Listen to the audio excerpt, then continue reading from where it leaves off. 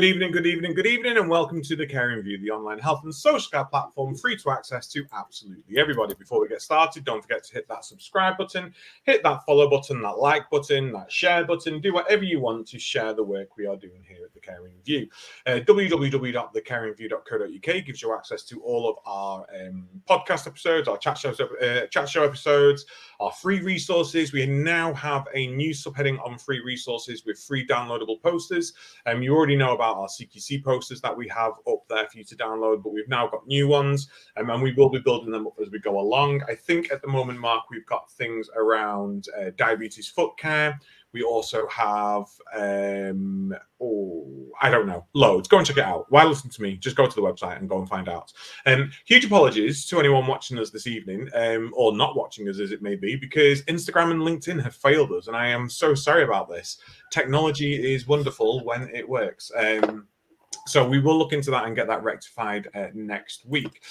Everything we do here is absolutely free to access, doesn't cost you a penny. And the reason we can do this for free is through our fabulous sponsors. So I need to give them a quick shout out as we go through now. So huge shout out to Prosperworld, the UK's leading digital marketing agency. Their website should be on the screen right now. Go and check those out. If you know Toby from Tea with Toby, also go and check out his podcast as well. Absolutely fab resource there for you. We also have a CBAT or Care Business Associates training. Their MD, Paul Blaine, will be joining us on the show in a couple of weeks' time. So please do stay tuned for that and go and check out CBAT training for all of your health and social care needs. And last but not least, and won't be last but not least, for the near future, because we do have a new sponsor coming on board, more about that soon, is Attis Care by Attis Insurance Brokers. Everything you need for your comprehensive care coverage and proactive risk management. Say it after me: we hate insurance, but we need it. So go to Attis Care and they will help you out. Other than that, I think we're just going to get cracking tonight. We have got our Rewind podcasts that are live now. So if you've missed out on our preparing for your CQC inspection under the new framework, we have got those safe, effective domain episodes up on our podcast, and Caring will be live on Monday this week coming. And we've also made a special podcast playlist on YouTube, so you can easily access it there. I believe Mark's just reconnected us to LinkedIn and Facebook somehow, because I've got ticks there. So if you are now watching us on those channels, rewind and listen to everything I've just said. I'm not repeating myself. Yes, Mark, fingers crossed. Good evening, Mark. How are you?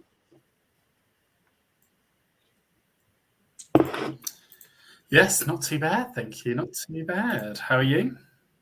I'm good. Mark, have you moved to the moon? No, but my signal has gone very dodgy since I reconnected LinkedIn. I'm not going to lie. It's like it sucked all my internet out of my ass. But oh, your lips have caught up now. Your lips have caught up. That's okay. LinkedIn is punishing us. Kavita, welcome back to the show. How are you? Yeah, good, thank you. Raring to go. Raring to go. Down in, is it Southampton. rainy Southampton? Now sunny Southampton. Sunny Southampton, that's what I like to hear. Kavita, for those who don't know you and didn't see your previous episode, first, why not? Go and check it out, all around revolutionising appraisals and supervisions. But who are you and where are you from? So, Kavita Brown from LDG Training, worked in social care, adult social care for over 20 years. I'm going to guess 21, 22 years, something around that number. Predominantly working in learning development, people kind of roles, supporting ops teams, quality teams, small organisations, really tiny independent ones, as well as large national organisations. So LDG Training since 2019. Wow, fantastic. And you can find out all about LDG training directly on our website under our supply list, but we will share the link to your website as we go through tonight's show. So tonight we're discussing building and maintaining a positive workplace culture, and it's we joked about this before, and if we don't know how to do this now, why are we still doing what we're doing? And I don't mean that coldly, but it's that integral now that a lot of the quality statements are built around the idea of this positive culture, this positive workplace. I mean, and how we're maintaining that and supporting our team. I mean, I'm in the middle of completing 3 PIRs because CQC hate me and I've sent them all through at the same time. And there are, huge questions in the PIR alone around what have we done to sort of support our team, around making sure that we're supporting the inclusivity and the diversity of our teams and culture as a whole. So, Kavita, I'm going to start by asking, what do we mean by positive workplace culture? Oh, interesting question. I think culture, I think you're absolutely right. I think it's so key now under the new, it always was key, don't get me wrong, but much more profound under the new single assessment framework. But I think culture is that thing that people can't really pinpoint it, can't really figure out exactly what it is, because it's not a policy that you can write saying this is what our culture is. It's not a fancy marketing poster that we can put up saying this is what our culture is. It's just so much more than that. I always express culture to be almost that feeling you get when you walk in somewhere. You pick up on that culture. It's almost that personality, the character of that particular service. And if I'd never visited that service before, as soon as I walk through the door, that feeling I get, the warmth, the greeting, hopefully, that I get, how I see staff interacting, how I see staff behaving, that's all telling me everything about the culture. So I suppose you could add together the traditions of that service, the values of the service, the behaviors of that service, the things that, should I say, happen whereas managers may not see happen. So the realities of the service, as opposed to the nice fluffy stuff we think all works. I think if you add all of those things together, it starts to develop actually a workplace culture. And I think we've all probably worked in places in our career, I definitely have, where it's a real bad culture, it's a toxic culture. And I think that's easy to identify. We know, we get that feeling like, I don't want to work here no more, I can't work here no more, people start to leave, etc. But it's really hard. I think it's much harder to identify, actually, have I got a good culture? Well, I haven't got all these other signals. But then I suppose the trick is, how do I keep it there? How do I nourish it? How do I maintain it? How do I keep it as a positive culture? Because it quite easily slips down, very easily, if you take your eye off the ball. I think you are right around this. How do we identify? I've just messaged Mark saying over to you, and I'm going to butt in quickly before Mark does. It reminds me, this idea of how do we identify whether we've got good culture, of one of my favorite ever Christmas films, which is The Santa Claus, with Tim Allen. And it's when he's in the North Pole and he's like, I can see it, but I don't believe it. And Judy, the little elf, I'm a bit of a swap. Judy, the little elf, she's like, seeing isn't believing. Believing is seeing. And it's really true when it comes to that workplace culture as well. We can put all these different things about what we do, but unless you can actually believe it and you feel that, then it doesn't really exist. You can't just see it. It's something that you've got to feel and hear, and you've got to sort of resonate with and connect with. You're right. And have that knock-on effect to everybody that's in there, whether that's including, your staff members, professionals coming in, family members, the people that were supporting themselves, everybody seeing it, feeling it, believing it. Yeah. And if it does not warm up anytime soon, my Christmas trees are going up in a month's time. Mark, over to you. So just going back to something you touched on there.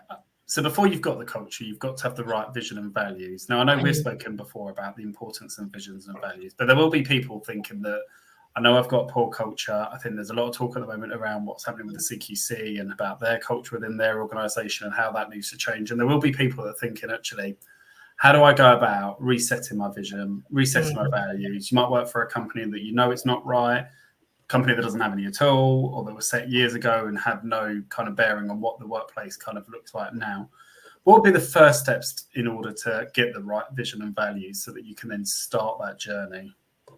I think if we have a look at hierarchy, now I'm not a major fan of hierarchies, but if we have to look at a hierarchy, I think it's about getting those people at the top of the hierarchy together to first identify, actually, we haven't got a vision or values, or they're not the right ones. They were developed so many years ago, things have changed, or people don't actually know what they are.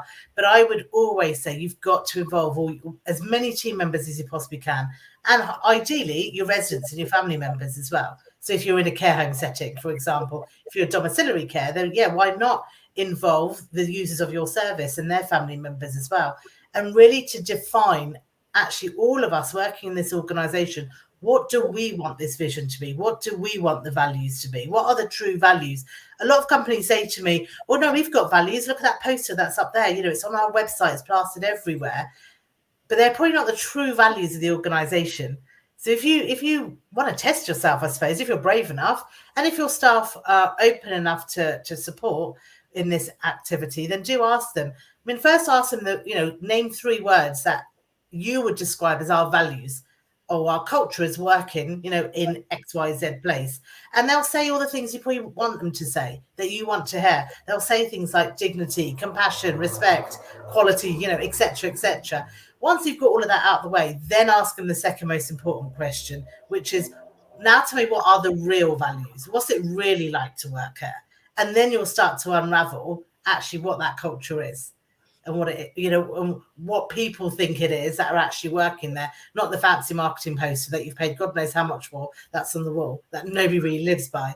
But yeah, going back to your question, I think always relook at. We know under Well Led, they're talking about having a strong vision and values and culture, which is lived and breathing by everybody. So involve everybody and ask them. What should our values be? They don't have to be I'm not going to say typical ones, but the ones that you see all the time: caring, respect, dignity, compassion. I always think, well, surely we should be doing that anyway. They shouldn't really be our values. That should be core in everything we do. So what are our values? And it could be something like having fun. So actually, when we're at work, we're having fun. Yes, it's, a really tough job, an emotionally draining job at times as well. But we actually can have fun whilst we're at work. And if you think about some of the shifts patterns people do, like 12, 14-hour days, that's a hell of a long time to be at work and, going through what they're going and supporting people, potentially at the end of life, with different behaviours that challenge, et cetera, that, you can do something different. You don't have to stick to the ones, because I would always say those are the ones that we should be doing. We should be treating people with quality, with compassion.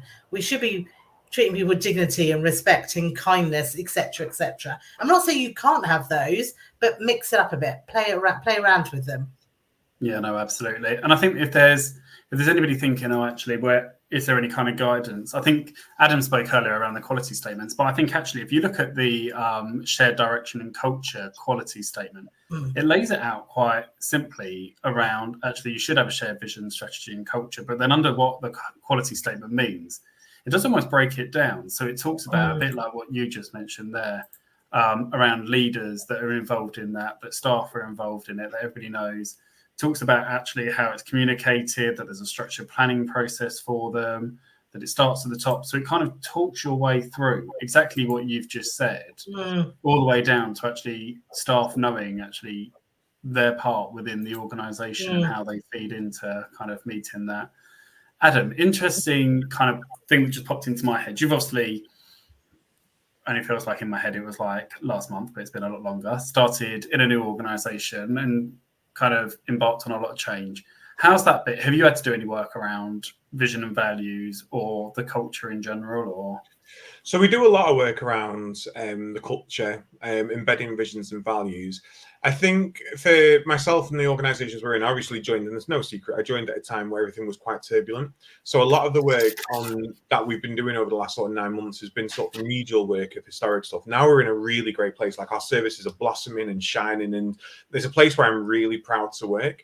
I think our next sort of steps moving forward now is really embedding that. I think for me, it starts with identifying and understanding who the most important person is within your organisation. And a lot of people go, "Oh, the director," or "Oh, it's the team," when actually the most important person, the most important people in our service are the people who use our service. Because without them, there is no need for us to exist. There is no need for us to be there. And if we don't get that in our heads, and I'm not talking about my organisation per se here, I'm talking around social care as a whole. If we don't recognise the people who use our services as the most important asset that we have, then we're never going to include them. We're never going to involve them. We're never going to meet the sort of standards that we're supposed to be meeting. And then when we do go out and create our visions and cultures and all that jazz, it will never be truly whole, because we've missed out a whole entire element of what's important to us. The second most important people in our organization are the people that provide that direct care, because they are working with those people who use our services every single day. And I'm with you, Kavita. I hate hierarchies. I don't think hierarchies are the thing. Yes, we need professional boundaries, and I think professional boundaries are great. And I think we need structure, because we need to know who we're reporting to, and we need to know who to feed back to. But I think hierarchies instantly put up that brick wall. It's like a Berlin Wall that comes up. And actually, if you have your hierarchy at the top and the people who are at the bottom using your service and your team members, look at gravity. It's really hard to go uphill. And if you're rolling something uphill, it's really hard to get to the top. If you flip that over and have the people at the top being the people that are the most important, then any feedback, any input, any sort of interaction with them, it's just going to come flying down, and you're going to absorb it, accept it. You might not do anything with it because you might not be able to do anything with it, but at least you're there in that sort of productive mindset of including everybody in your service. And having you at that bottom part going, well, that's fine. I'm not the most important person here, and I'm okay with that. I may have the most stressful job at times, but I am not the most important person.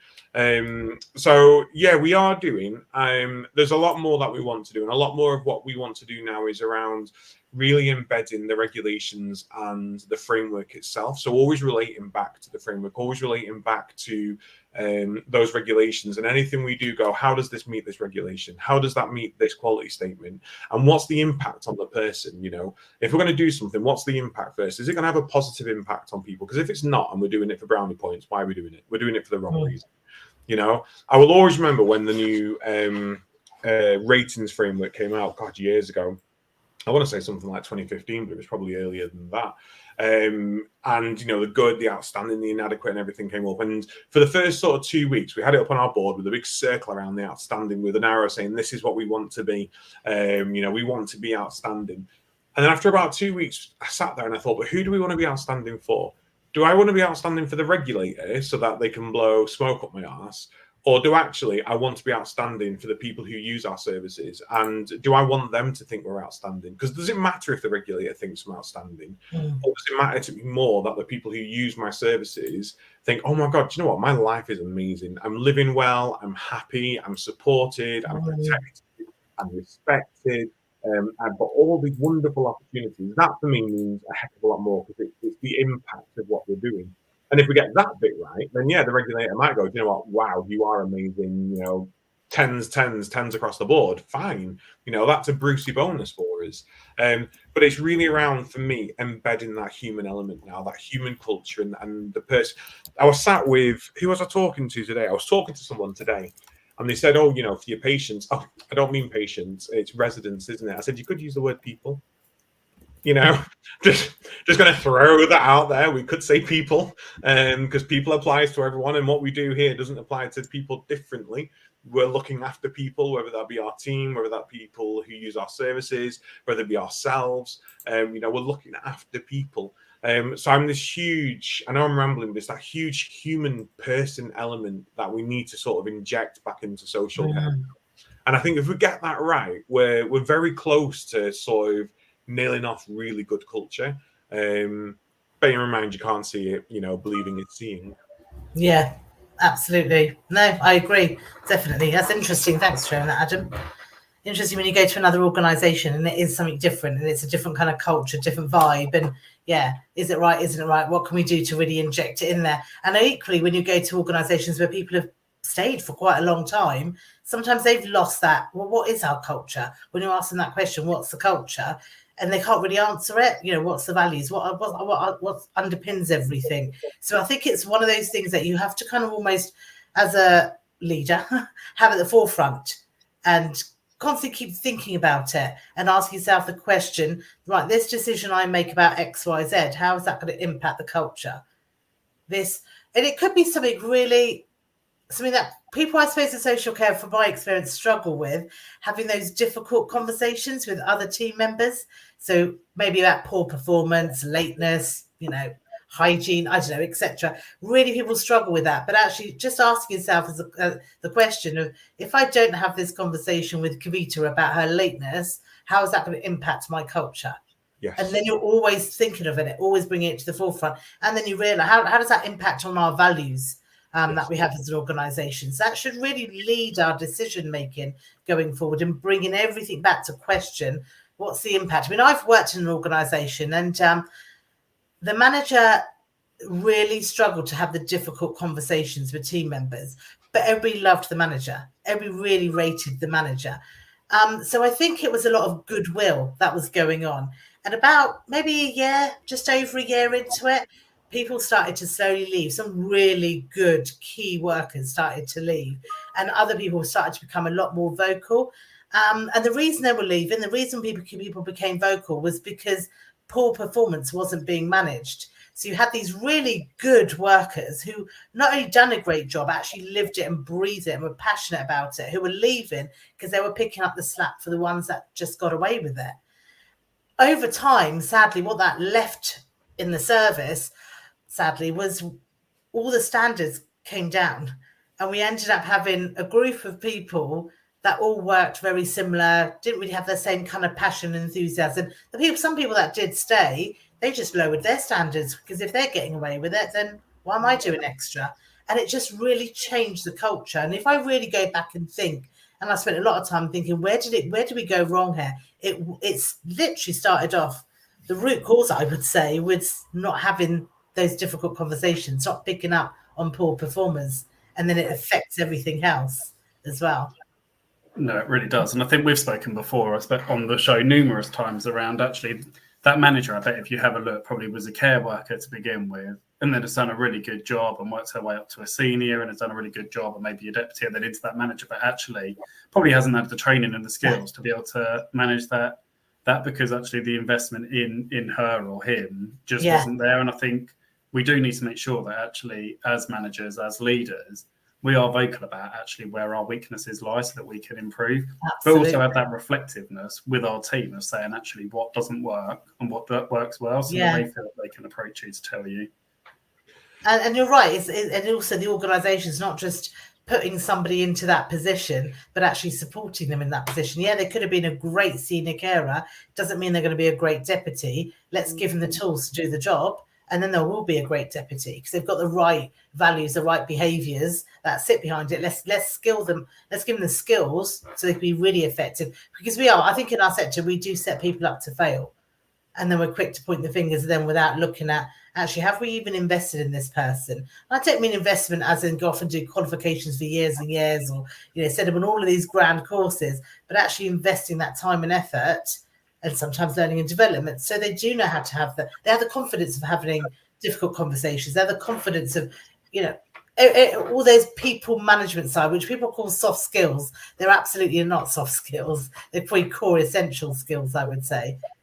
I suppose it's a bit like when you joined us last time for the supervision conversation. We were saying, actually, you need to think outside the box. Actually, I think when it comes to training and development, you need to think outside the box for the manager, because actually, do they really need to do all the, the mandatory training that a care worker does? Because actually, are they going to utilise that training? Could you actually save your money if you're a hard-strapped provider? Actually, don't put them on this training, but put them on something else that is going to benefit them, and actually long-term will benefit the organisation and the team. Yeah, really target it. Yeah, I think that's something that CQC are now looking for as well, aren't they? That people, I know they always have done, but they're making a bit of more of a thing of it, where people, individuals in the organisation have their own personal development plan. So for them, these are what my areas of development are, and so it's a lot more targeted at those areas, rather than just, I'm not a fan of just sheep dipping everybody through everything. Oh, it's that moving and handling time, once a year, let's sheep dip everybody back through it as well, because then things like that affect the culture. all of these things link back to the culture, whereas if you're targeting it to say, you know what, we've never had any issues of moving and handling, you support all the new people that are here, let's do an on-the-job competency assessment, and I'll observe you. Yep, you're doing everything you should be doing. Why do I need to sheep dip you through that course again? You don't need to. We've still got the evidence that they were up to date and they've refreshed, but I don't need to, do all of that. So you're right. Yeah, think outside the box when it comes to it as well. I think we all spoke at once. I was just going to say, for anybody that was listening there around competency, the framework does mention around competency. They don't inspect around. They don't tell you what training you need to deliver. They just expect your staff to be adequately trained. But there is something in the single assessment framework that talks around competency. So definitely a useful tool to have. Sorry, going over to both of you. Go for it, Adam. No, I was going to say, one of the things that I am looking at introducing to our service is a manager's revalidation. So a bit like how our gens would do, and they have to revalidate their learning and everything like that. It is very much like this. Actually, why are we putting them on things like movement and handling and safeguarding and stuff to do that sort of basic generic training? Well, safeguarding, for example, managers need to do like something like 9 hours or 15 hours over a 3-year period, something crazy like that, isn't it? And actually, what I want to know is, what have they learned whilst working in post, and how are they upskilling themselves all the time? So have they done any back to the floor days as a manager? Have they gone back to the floor, worked with the team, seen what it's like on the floor, and what's been the impact to them on that? What have they identified, and what changes have they made following that? You know, how are they keeping up to date with new leadership styles and new leadership skills and management skills? And that's the sort of stuff that I really want to focus on in developing people, is that supportive. It sounds a bit like, revalidate, otherwise you don't get your job. But actually, we need to be asking those questions of our managers, because there is that element of personal responsibility as well. There's that accountability. We can't give people everything. You know, you can lead a horse to water, but you can't make it drink. And we've got to trust people to want to start developing themselves and to get better and to get to be the people that we need them to be in those posts. I mean, look at Regulation 19, fit and proper persons employed. How are you as a provider assured that the people that you have got employed are fit and proper and suitable for the role? You know, things like that will really benefit people. And it's some of the stuff that I am looking at developing within our organizations, and then doing a bit of a case study on how it's worked, you know, because you get your appraisals that come around, but how are you judging that appraisal fairly? You know, what sort of work are you doing to go, oh, you've passed your appraisal, woohoo? You know, actually, what sort of work have you done as a manager over this last 12 months that has revalidated this area, and this area, and this area, and this area? You know, give them, part of the revalidation to make sure that 5 quality statements are included in their annual revalidation, and how they've met those quality statements as a manager. You know, things like that, to really embed those practices and to give that personal responsibility back. I want to go back just slightly, Kavita, because we were talking about how you said that sometimes not having those difficult conversations can lead to poor culture. How should leaders handle conflicts or negative behaviors that, for want of a better phrase, threaten the workplace culture? I think it's about, first of all, stepping back. And I suppose before I go on to answer that question, I think in every team, you know, when you look at all the different theories, in every team, of course, you're going to have people that are your doers, people that are your followers, but you are also going to have people that are your challengers. And so just because somebody's challenging you, or I'm not saying challenging your authority, but maybe challenging a decision that you've made. So we might have made a decision that actually for this particular person, we can no longer meet their needs, so they now need to go X, Y, Z.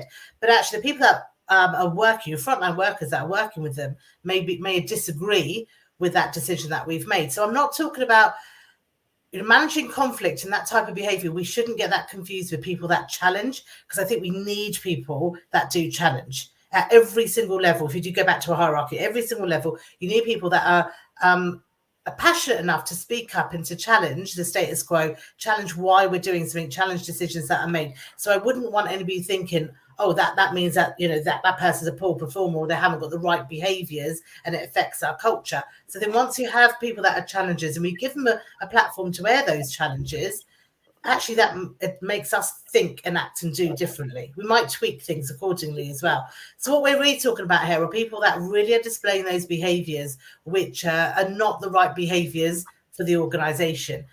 Before you even get to what are the right behaviors, I think every organization almost needs that kind of, people call it competency framework. You don't have to use fancy language. You can call it whatever you want. But people first need to know, what does good look like? What are you actually expecting of me? If I joined your organization today as a care member of staff, what do you expect from me in the organization? How do you expect me to behave? How do you expect me to conduct myself? What does good look like? So once we know what good looks like, we then know, obviously, what isn't good. And I think that's when we can pick up those conversations. So when there is conflict in the team, when there is conflict between people, or there is somebody that isn't, I suppose, following that code of conduct or displaying those correct behaviors, for example, sometimes it can right itself, hopefully, and I've seen this work in real good cultures, real positive cultures. Team members between them challenge that individual and support that individual to pick up their performance again. So maybe that person keeps coming in late. other people will pick up on that and support them if you've got a really good positive culture. So not having to go at them, not pointing fingers at them, but actually encouraging them. No, that's not good enough here. This is how we do it. This is how we operate. We expect people to be here 5 minutes before our shift starts, etc., etc. So sometimes that does work, but in other ways, you as a leader, we will need to step in and have that conversation. And I always say the best way to have the conversation is an adult to adult conversation, and lay your cards out on the table. Don't go in with the mindset that you've got to tell somebody off. Don't go in with the mindset that they're in trouble. It's just having that understanding, right? Mark, you're constantly coming into work late. Help me to understand what's going on. And what do you need from me? Or what are you going to do? Because this is what we expect from our team members. But you can't have these conversations unless people already know what good looks like. And 9 times out of 10, people don't. No, I totally agree. And I'm really glad, actually, you pulled up the word conflict, because I don't know whether you've ever read it. It's, I can't remember his name. I want to call him Patrick Leone, but I think that's a really wrong surname. It's something like that. It's called 5 Dysfunctions of a Team, or the dysfunctional team model. And I don't know whether you know it. For me, it is really, really sort of essential reading for new budding managers who want to get into leadership and management. Some of the terms may be archaic now, some of the practices may be archaic now, but it runs on that 5 elements where you've got, imagine a pyramid. At the bottom, you've got, so the top is your results. This is what you want to achieve. And actually, you've got an inattention to results from your team members. And what does that start off with? And it starts off with a lack of trust. And if people don't trust you as a manager, as a leader, then they aren't going to provide that conflict. They're going to be fearful of conflict. And conflict is really positive, because if everyone, as a manager, said, this is what we're going to do, and all of your team just went, whatever,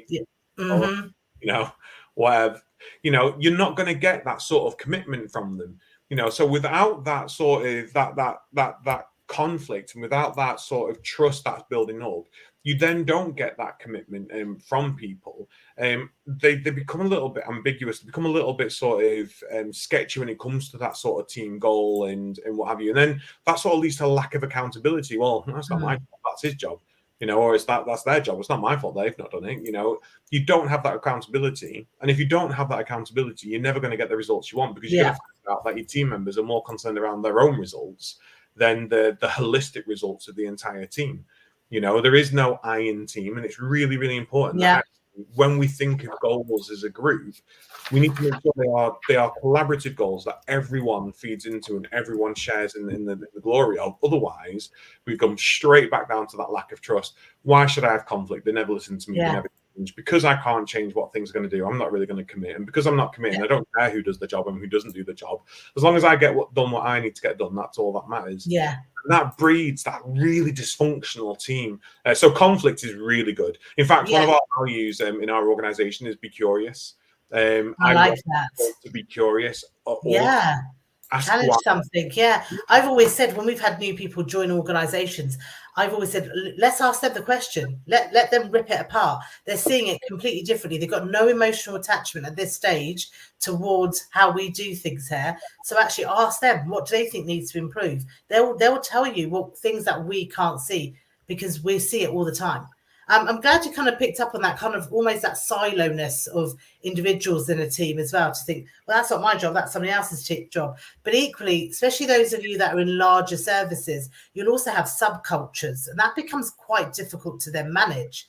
So you've got your care team, maybe you've got your domestic team, your activities team, you've got your kitchen team, which is always an interesting culture in the kitchen as well. So actually, even though we're talking about culture as a whole, you will have subcultures, your night team, your day team, for example, all these different subcultures. So it's also trying to pull those together. So like you said, Adam, they're not going off working in silo. We don't want to, somebody from the domestic team saying, oh yeah, I thought that resident may have, something might be happening with that resident, but it's nothing to do with me. I'm just a cleaner.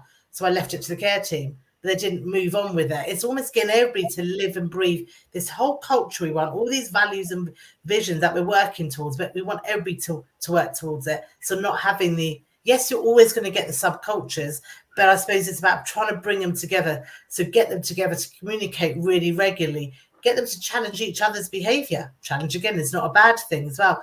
Where you can, try to move people around so people start to understand, oh, okay, it's not that easy working in a laundry. And believe me, it's not.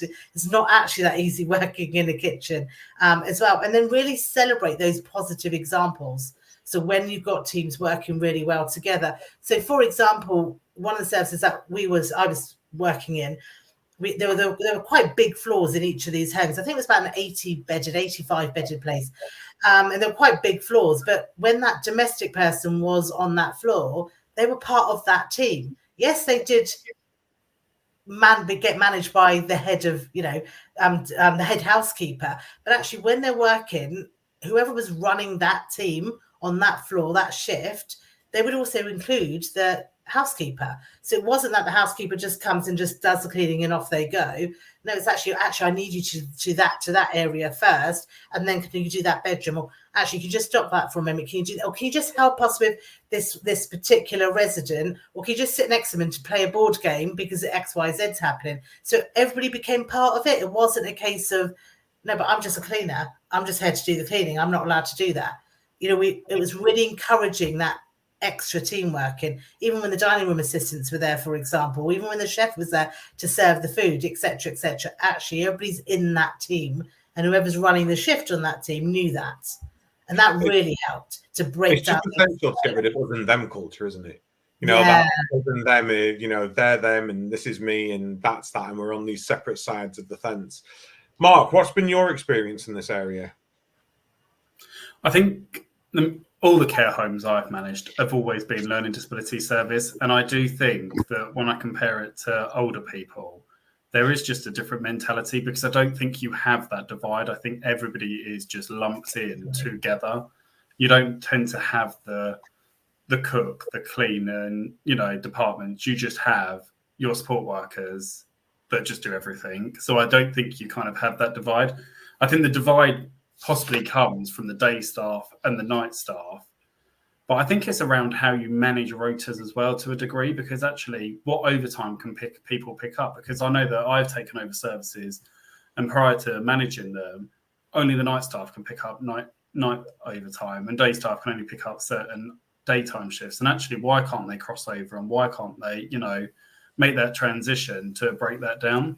Yeah. Actually, why don't staff do a mixture of both? Because actually, do a mixture of earlies, lates, sleep-ins if you have sleep-ins, but night shifts, because then actually everybody knows what it's like. And you don't have to do them on a regular basis, even if you say to everybody, actually as a team, which is what we did in the care home I was managing kind of pre-pandemic, was actually all of us once a month, even me included, we all do a night shift, because then actually we see what's happening across the service at all points of the day, and we get to know actually what the challenges are on each shift. We get to know kind of what our colleagues are going through, and there's that kind of understanding. And actually a lot of people used to then transfer across. So actually the staff that started on night shifts, as childcare didn't become more of an issue, they moved into day shifts. And actually those younger staff that were doing days, as they had children, just then transferred into the night shifts, and it kind of just blended in. But I definitely think there is something around your rostering. So I suppose for older people in care homes, actually, does everybody have a go taking it? A bit like what you said in that laundry, does everybody have a go in the kitchen? Even if it's not actually them leading it, but just shadowing.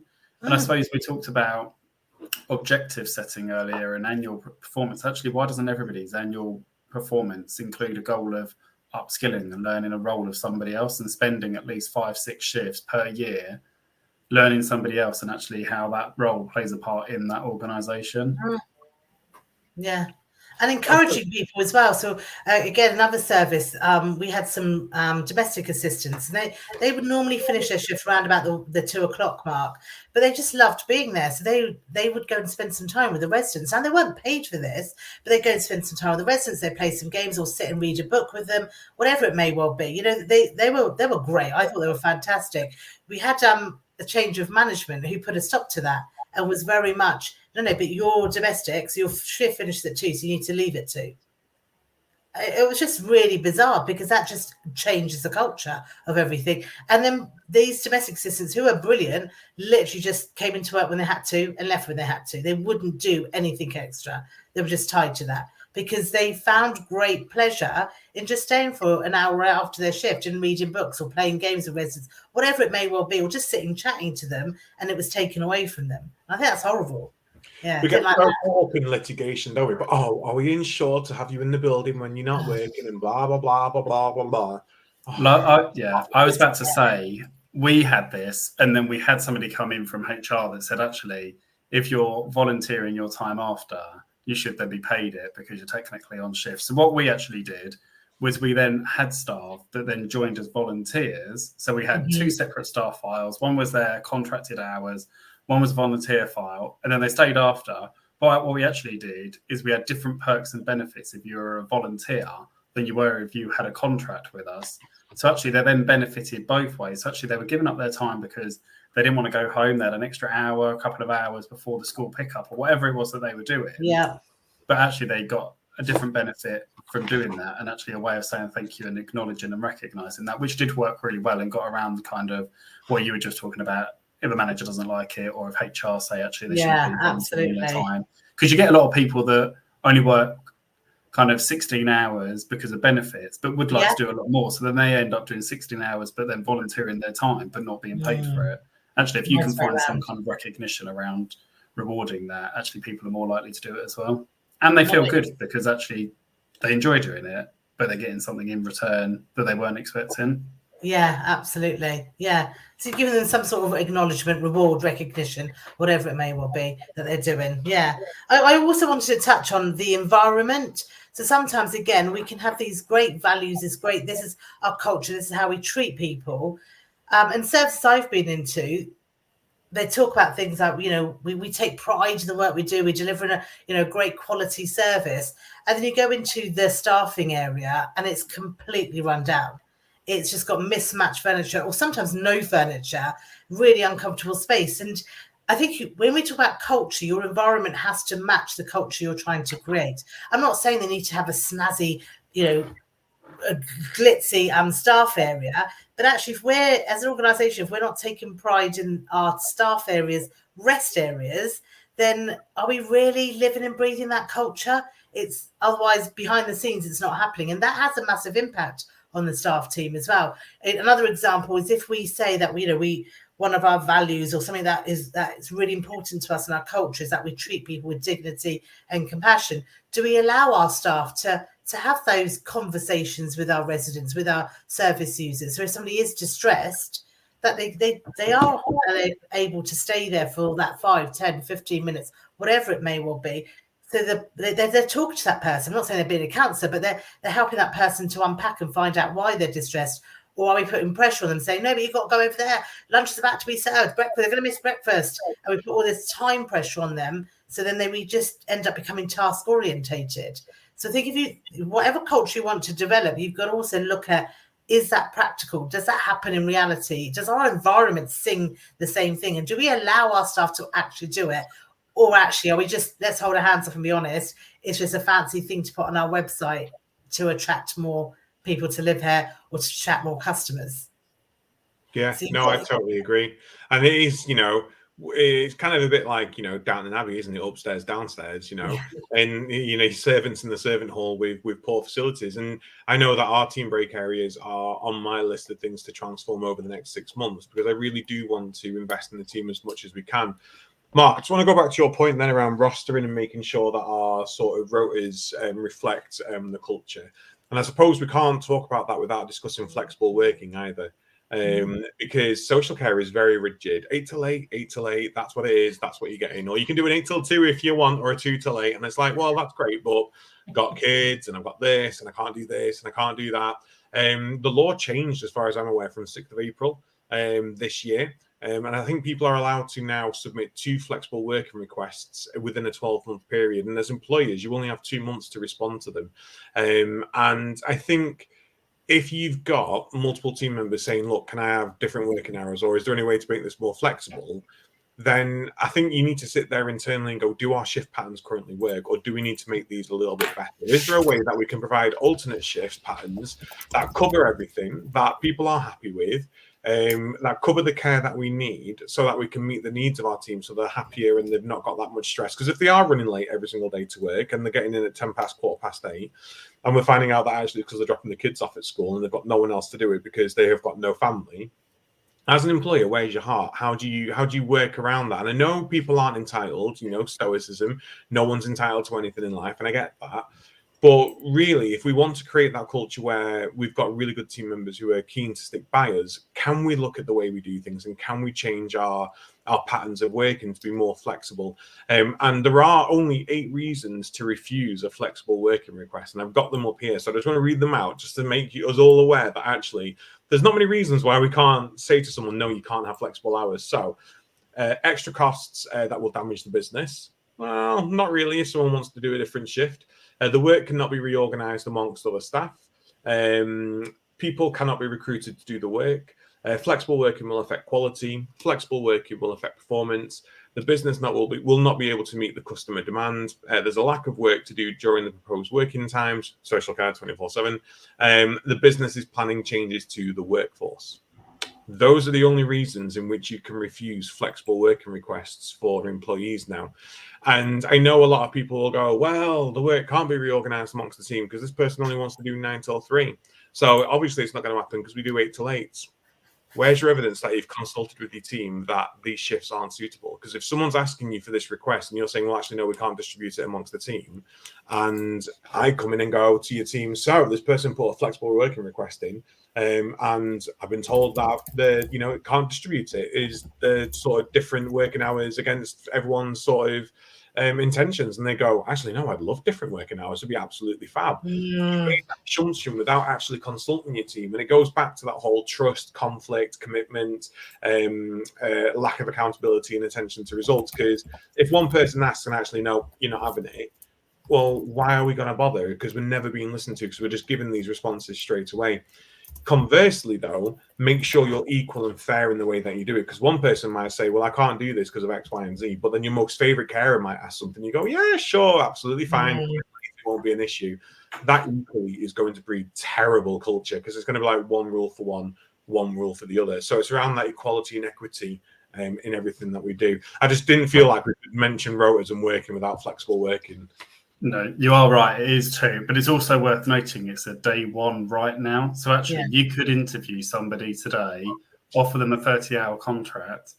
They go through their references, go to do their DBS. They could start tomorrow and then put that request in. So actually, you need to be on top of it. I'm going to share the ACAS website. They've got a whole webpage around flexible working that I've just found, but it's got a policy template, request letter templates, acknowledgement letters, outcome letters, the guidance around it, what to do, kind of all the different options there are around flexible working and compressed hours and bits and pieces. So I'll share that into the comments. Anything from you though, Kavita, around that?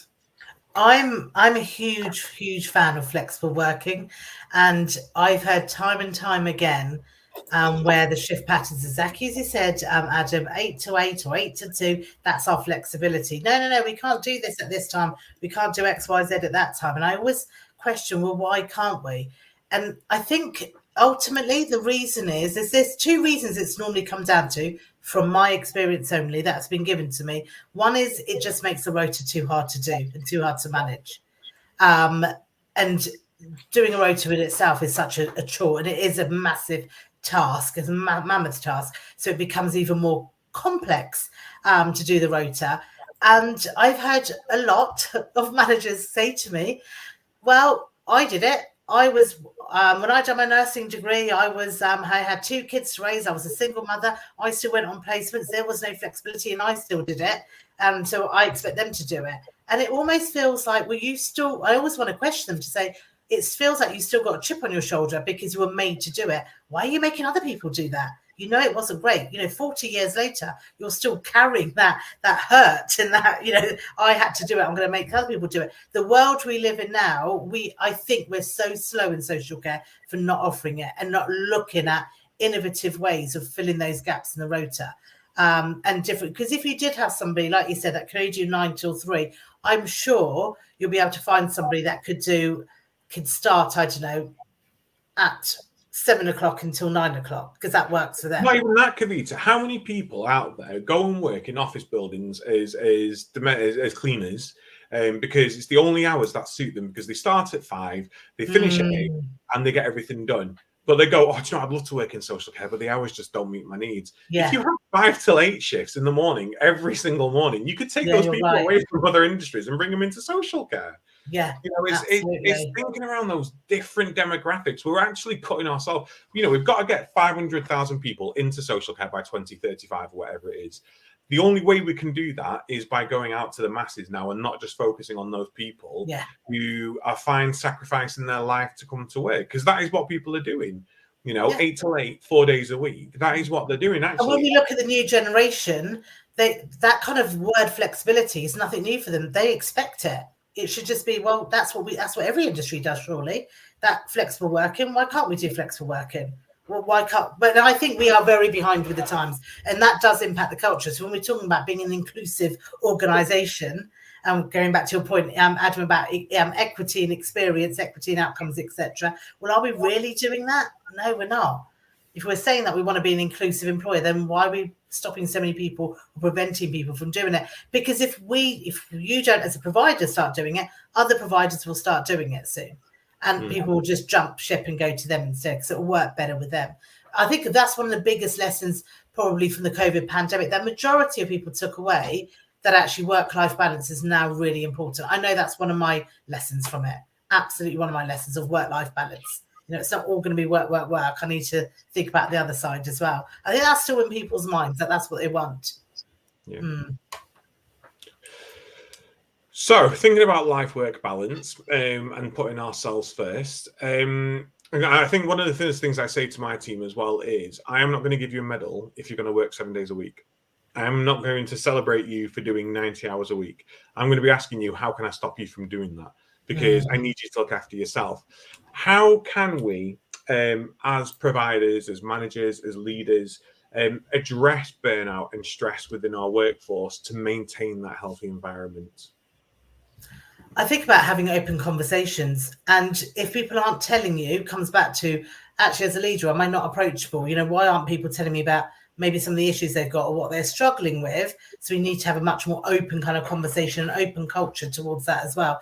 I think some people now are pretty good in speaking and talking about it and holding their hands up. But I think you've still got people in social care relying a lot of, I suppose social care relies a lot on goodwill, who will go that extra. So if you know that somebody's just done 4 back-to-back 12-hour shifts, but now you need somebody to cover on a Friday, and that person says, okay, I'll do it, we need to say no. You need to take a break. You shouldn't be doing this. I'm not, as much as I'm desperate and I really need it covered, actually it's not good for your health. So when you start saying things like that as a leader, it has so much more clout. It has a much wider knock-on effect to the rest of the your team members, as people are like, God, this person actually cares about me. This person's thinking about my goodwill and my well-being as well. And it is a question that, as we know, CQC have already started to ask staff members when they're doing their assessments. You know, how is your well-being being supported in the workplace? You know, how does your manager support you, etc., etc. So I think well-being is a massive thing. I think we should add it into supervisions, keep an eye on it. It should be part of the culture that we're managing with. We're supporting our staff. And I always say in care, in our sector, we should be the leaders at that, because that's what we do as a job. We are caring for and supporting vulnerable people's well-being all the time. If we can't do it for our staff, I don't think any other sector would never be able to do it. So we should be leading the way in our sector and putting our staff's well-being right up there. Yeah, I agree. And I was just thinking then about the sort of flexibility angle again, because, you know, we'll have homes, and I'm going to say homes because I know a lot of our structure in our organisation is the same, and it is something on our 12-month plan. But you'll have your 8 till 8 and you cover your day, but actually your busy times are your morning and your nights. And those are your really sort of massively busy times in providing that really attentive care. And that's when people start to feel the burnout, because they're busy providing all of that care all day long. They're late getting stuff done. Then you've got your lunches and everything like that, and then you're busy again in the evening. Whereas if you go flexibility, cut out a couple of people in the middle of the day, put them at either end of the day, have more people in the morning, more people in the evening. Your care will skyrocket in quality and attentiveness. Yeah. And then during the day, you're not adding any additional costs because you've reduced it during the day where you might not necessarily need those numbers. You know, it's around that workforce dependency tool. Mark, you and I talk a lot about burnout and a lot about stress and a lot about life-work balance. What are your sort of tips for managers out there listening? I think you've definitely got to set an example. And I think I work all hours, but I do say to my team, I don't expect to reply. And I think I've worked for organisations where your manager would email you out of office hours, but I expect to reply. And actually, at the bottom of my emails, it all says, actually, I might send this at a time that's convenient for me, but I'm not expecting, like, if I need an urgent response, I'll be phoning you. Like, actually, otherwise, just respond when you're next working. But I think it is around putting those things that we all talk about into practice. So I think actually making sure that you take your break, like actually, no, we're all busy. I mean, mine's reablement, so more home care. Actually, we are all busy, and the majority of us probably don't take a break. But actually, why don't all once a week, all of us just sit down together, all bring in a dish, all bring in something, and just have lunch. And actually, we might go over a half-hour break, but actually, we haven't taken a break all week. So let's actually get to know one another and spend time around a table, or get a takeaway, or do whatever. Actually, work finishes at 4:30. Actually, we're going to leave at 4:30 unless there's an emergency and something needs doing. Actually, let's all wrap around each other and say, actually, come on, log off, let's go. Like, work can wait and we can pick up the rest of it tomorrow, and just support one another. I think the other thing for me that's really important is I think there's so many managers that will do so well for their teams, but don't have that in return. And I think actually it's a bit like what we said earlier. They need to be able to have that encouragement, but the ability to raise their voice and say, actually, the wellbeing offering for me isn't great. I give it to my team, but actually I need something more. And I don't think we do that enough as managers. I don't think we say, actually, I don't get enough, or what's in it for me. But also, I think one of my biggest bugbears is, if your full-time staff that get perks and rewards, and whatever that might look like, that encourages that positive workplace culture, then part-time staff normally get the equivalent of whatever their FTE is. And then you might have volunteers, bank workers, 0 hours that just don't get anything because they're bank staff and 0 hours. And actually, to me, that really instills a really bad culture. And I think for a lot of us, we talk around flexible working and working time balance, and I find it really hard with that tail on the screen.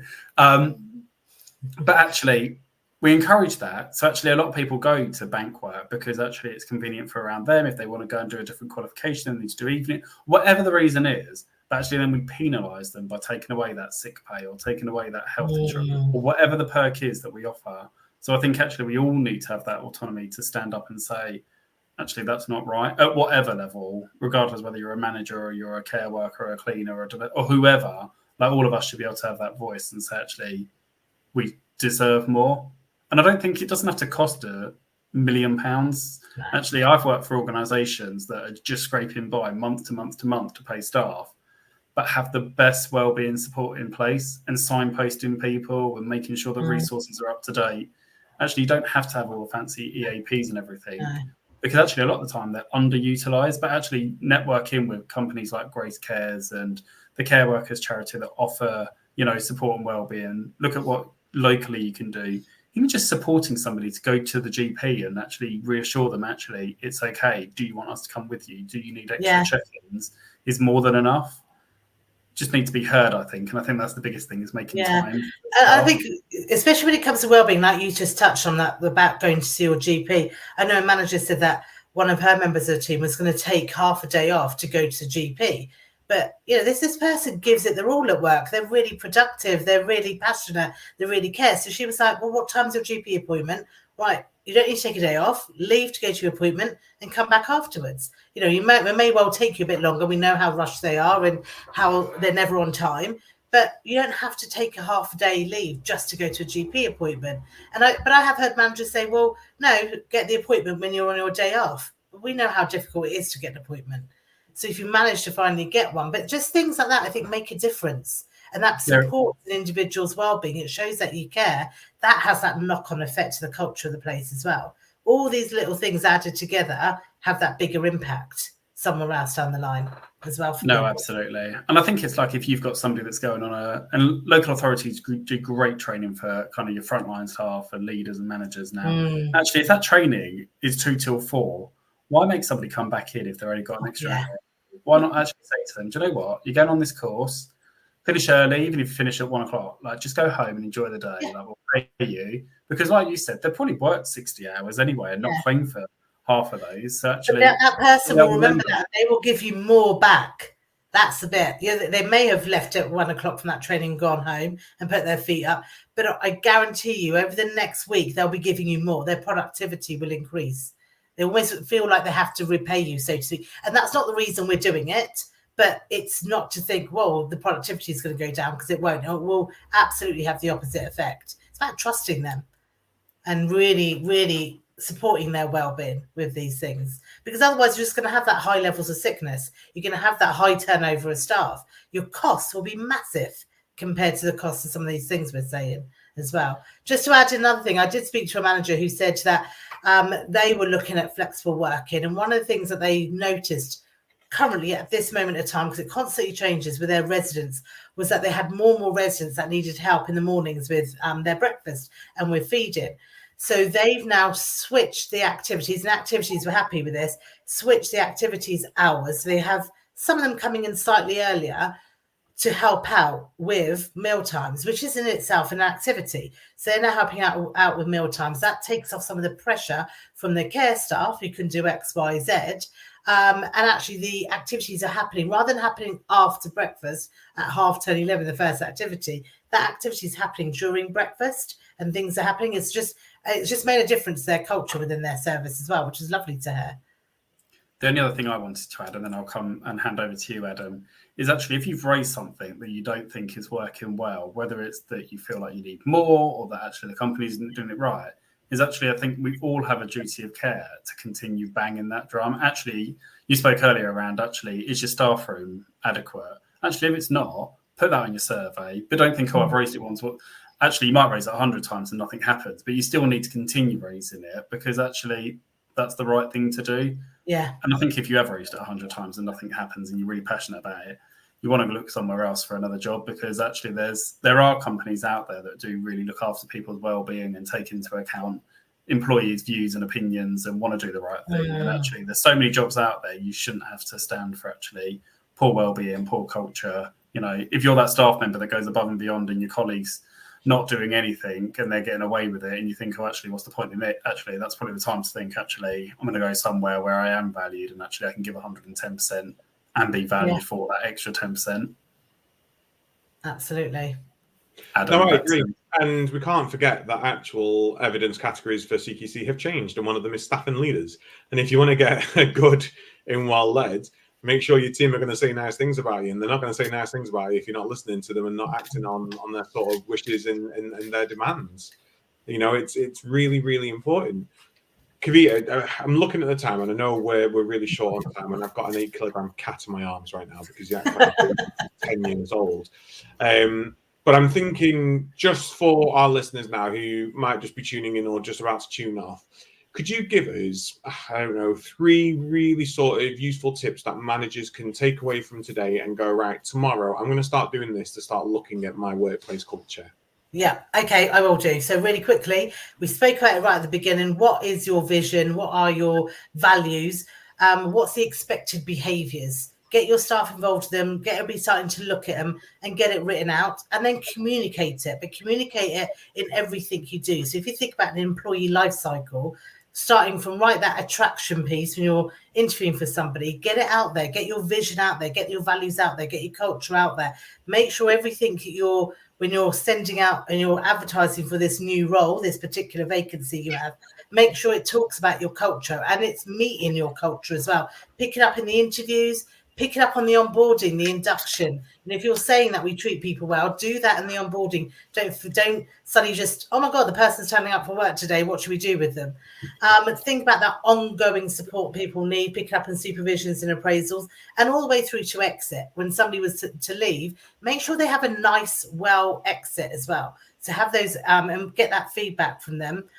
The other thing I would say is, as a leader, just notice what people do. What happens when nobody's watching? That's your true culture.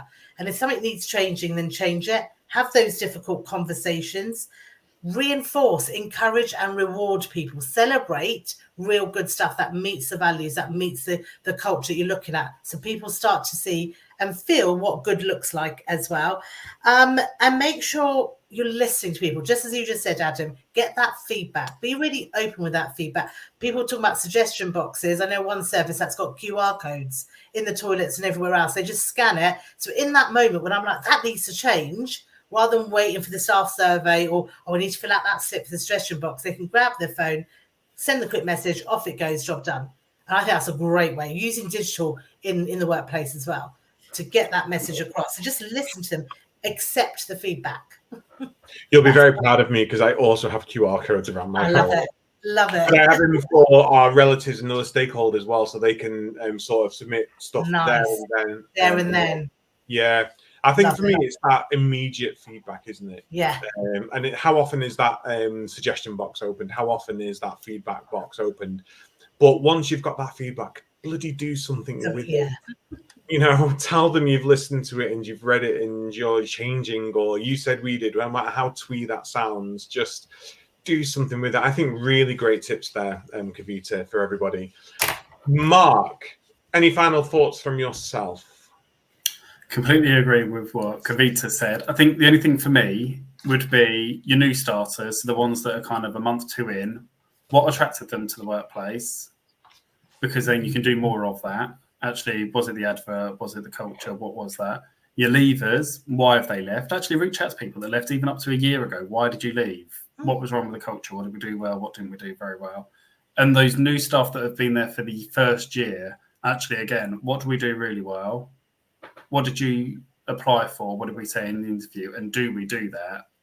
And what could we change? And I think if you're a manager watching, and I know the majority of people that do tune in are managers, if you feel like there needs to be change, actually escalate that up above.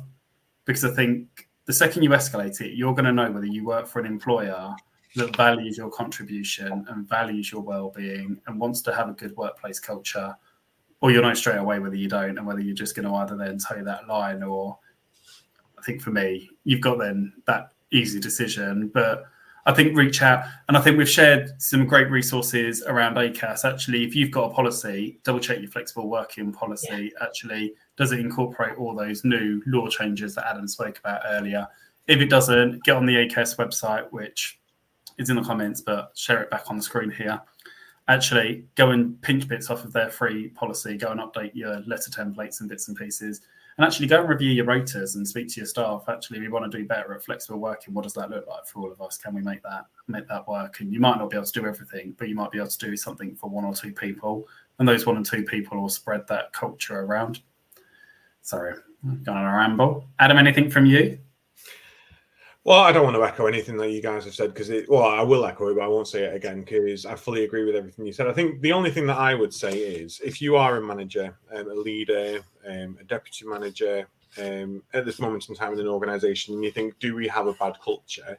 I would start by saying, ask yourself, would I be happy to work as a member of the team?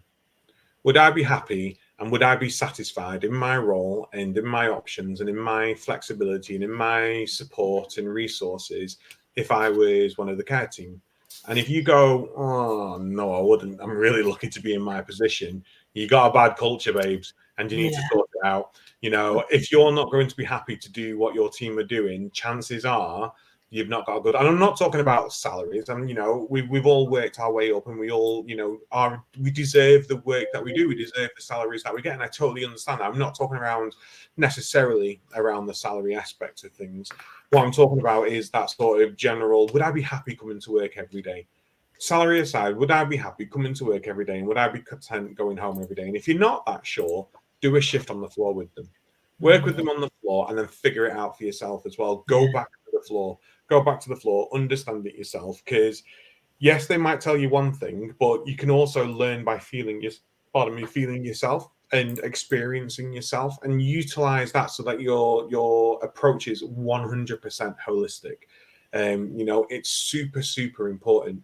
I would also say if you are in the ability to, if you've got people coming through and they're on a sort of updated DBS, have you got that ability to do paid job day trials within your organization? You know, can you get a few people, if you've got large homes, for example, pay someone to say, look, we're going to employ you for a month period, temporary contracts. We just want you to do temporary job day in each of our organizations and feedback to us what it is you've experienced. You know, is there a way of getting that sort of mum test, but for our team rather than just for the care aspect? Is there a way of getting that outsider's POV to go, no, I really wouldn't work in this home because of X, Y, and Z? Or I did one day there, fabulous. The other day there, that woman, she just did not stop gossiping and stirring and moaning. And that's, you know, really important. If you try and talk to just your team and you've got that cliquey nature, you're never going to get those accurate answers and those accurate responses. So think outside the box. The box is so rubbish now. No one likes boxes anymore. Boxes, put them in the bin.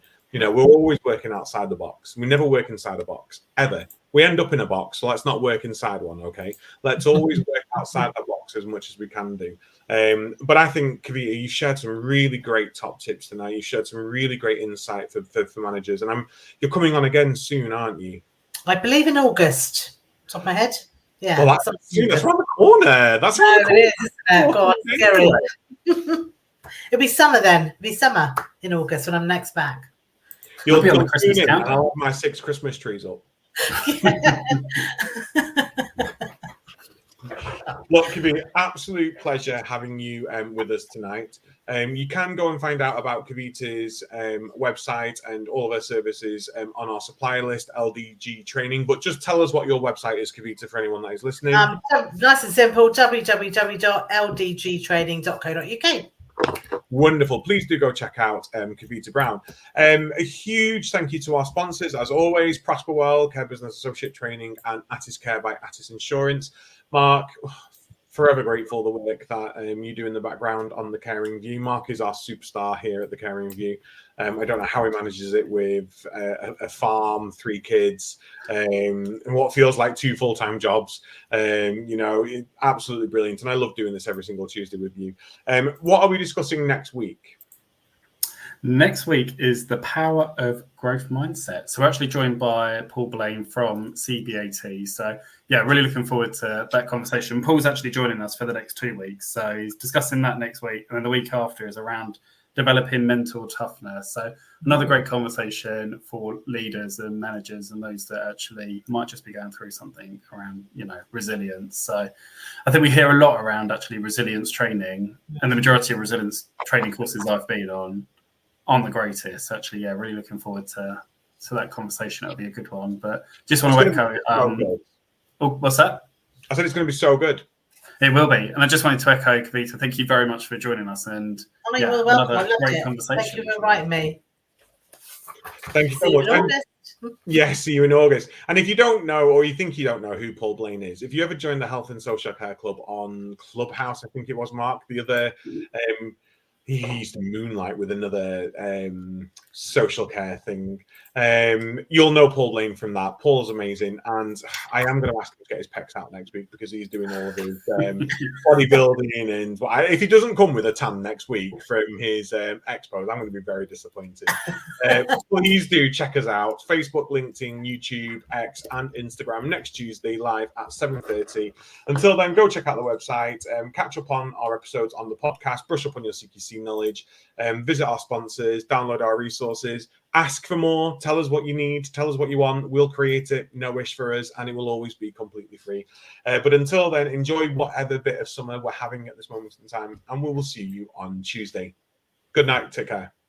Bye.